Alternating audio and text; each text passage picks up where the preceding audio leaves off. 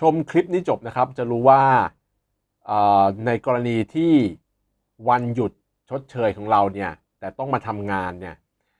นายจ้างจะต้องจ่ายเป็นเงินหรือเปลี่ยนเป็นวันหยุดแทนอันไหนจะถูกต้องตามกฎหมายเป็นต่อทะลุกฎหมายข้อนี้กับทนายวิรัตนะครับอย่างนี้นะครับกรณีที่เป็นเรื่องของวันหยุดชดเชยเนี่ยและนายจ้างให้เราไปทำงานนายจ้างไม่มีทางจะปฏิเสธให้ไปใช้วิธีการไปหยุดวันอื่นนายจ้างมีวิธีเดียวครับคือจะต้องจ่ายเป็นเงินเท่านั้น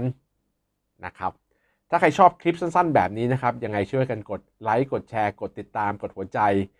ให้กับทนายวิรัตด้วยนะครับและถ้าใครต้องการที่จะปรึกษากฎหมายกับทนายวิรัตเป็นการส่วนตัวนะครับ